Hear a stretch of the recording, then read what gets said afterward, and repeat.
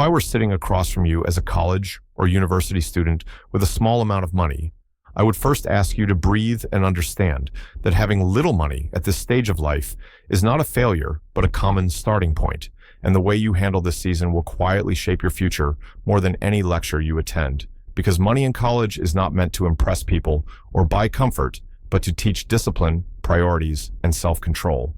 And the first thing you must do is fix your mindset by stopping comparisons with classmates who seem to have more, because many of them are surviving on debt, pressure, or temporary support that disappears later, while you're being trained early to think carefully. And once you accept where you are financially without shame, you gain the clarity needed to make smart decisions, since money at your level must serve survival, stability, and skill development rather than luxury. And every coin you touch should be treated like a tool instead of a toy, meaning you must avoid emotional spending and impulse buying, because small money disappears fastest when emotions lead and logic follows. And instead of hoping for miracles or sudden breakthroughs, you should focus on simple systems such as small income streams, simple budgets, and consistent habits, because systems compound quietly over time. And when it comes to making money as a student, you must be realistic about your limits, choosing income opportunities that do not destroy your academic focus or physical health, such as part-time campus jobs, tutoring students in subjects you already understand,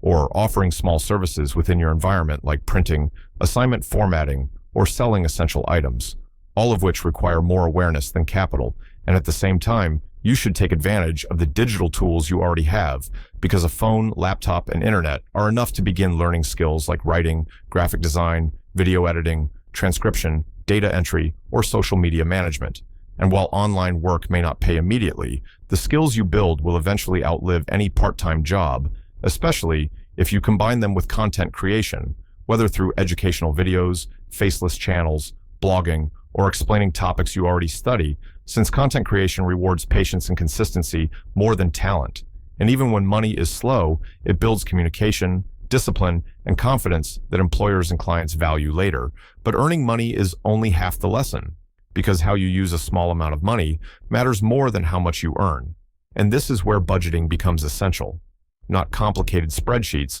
but a simple plan that prioritizes food, transport, academic needs, and a small savings portion, because saving even the smallest amount trains your mind to think long-term. And you should always separate survival money from growth money, never risking rent or food on experiments, while deliberately setting aside small amounts for learning tools, internet access, books, or skill courses. And as your income grows slightly, you must resist lifestyle inflation, meaning you should not rush to upgrade your lifestyle with every extra coin, but instead upgrade your capacity by buying things that save time, increase efficiency, or deepen your skills, because delayed gratification is a powerful advantage in a world that spends impulsively. And although investing may sound unrealistic at this stage, the habit of saving consistently, learning basic financial literacy, and avoiding unnecessary debt is already an investment in your future self, since debt taken without a plan becomes a heavy chain after graduation.